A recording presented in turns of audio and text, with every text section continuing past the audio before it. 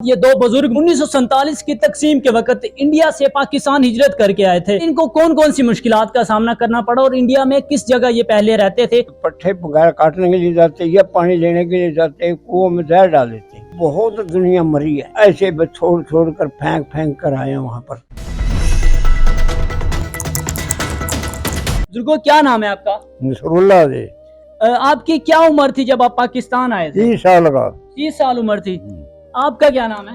मेरा नाम खलील अहमद है जी। आपकी क्या उम्र थी जब आप पाकिस्तान आए थे? तकरीबन 5 साल की थी तकरीबन। 5 साल। ये बुजुर्ग आपके क्या लगते हैं?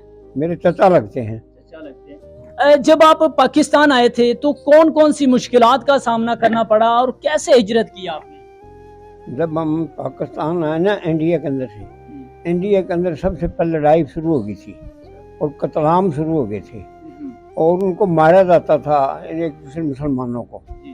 मुसलमान भी बेचारे अड़े तो बड़े मगर मजबूर हो गए। जब मजबूर हो गए उन्होंने फिर वो लियाकत था ना, वजीर आजम, उसने ऐलान कर दिया भाई निकलो इन गाँव से।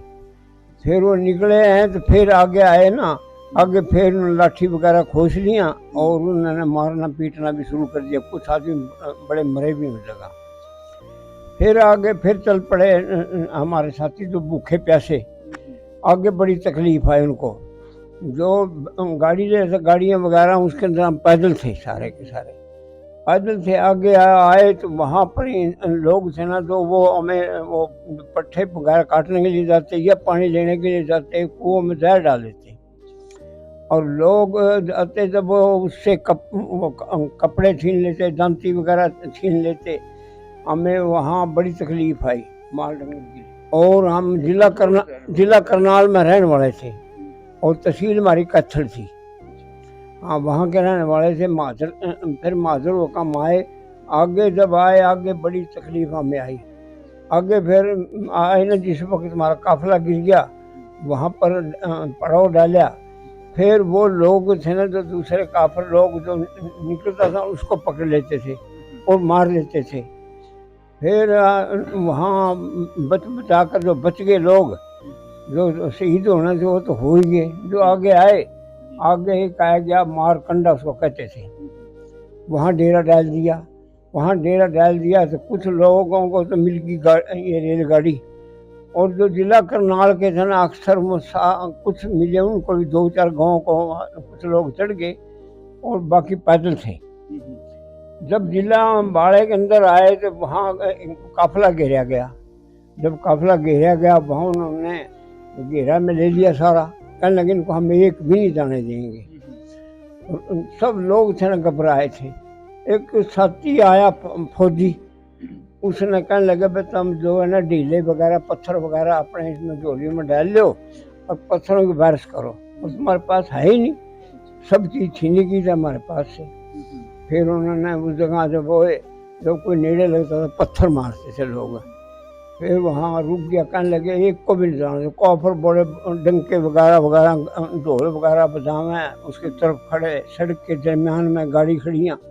बड़ी तकलीफ आई उन लोगों को। आपका ये जो काफिला था ये कितने लोगों पर मुश्तमिल था और कितने खानदान थे उसमें? तहसील हमारे सारे ज़्यादा मुसलमान थे उसमें। अच्छा। मुसलमानों की तहसील थी। तहसील में देखो कितने का जमाने गिनो मैं, आखिर 2 लाख 1 लाख 4 लाख बंदा ही होगा जी। पूरे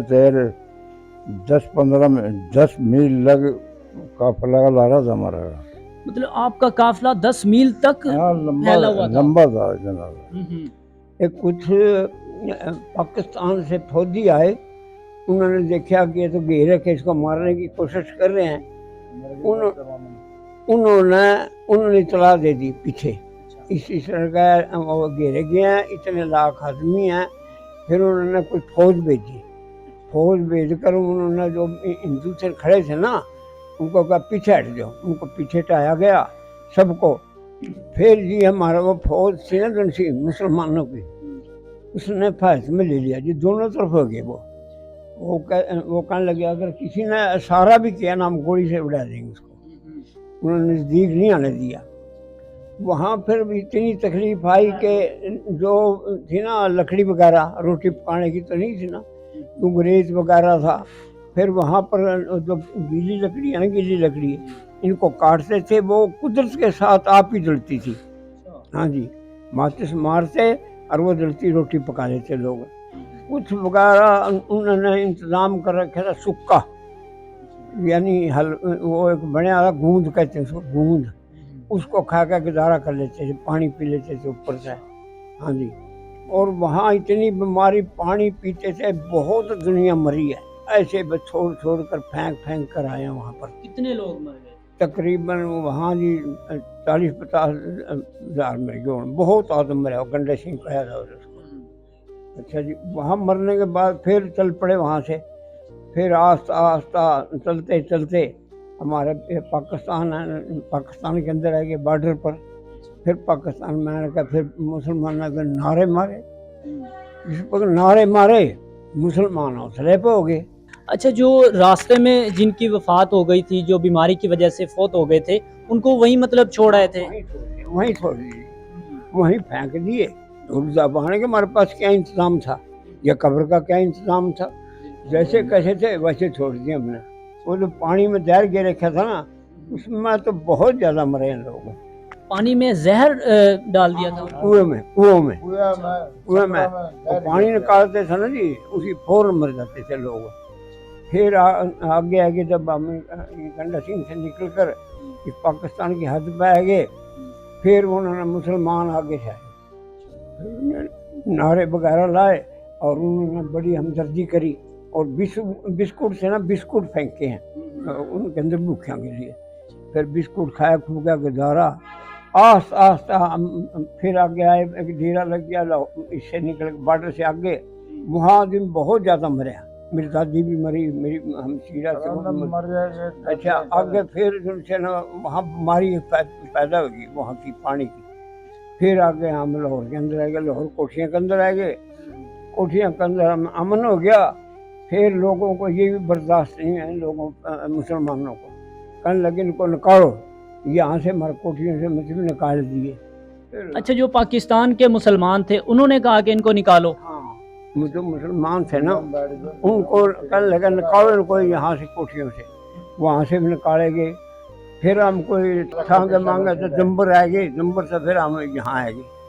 अच्छा बुजुर्गों, जब आप इंडिया से पाकिस्तान आए हैं तो आपके वहाँ दोस्त, अब आप भी थे, दोस्त वगैरह थे जो? बहुत दोस्त थे जी, बड़े दोस्त थे, हिंदू लोग दोस्त थे हमारे, जाट भी थे, राजपूत भी थे, और लोग भी सारे दोस्त थे जी।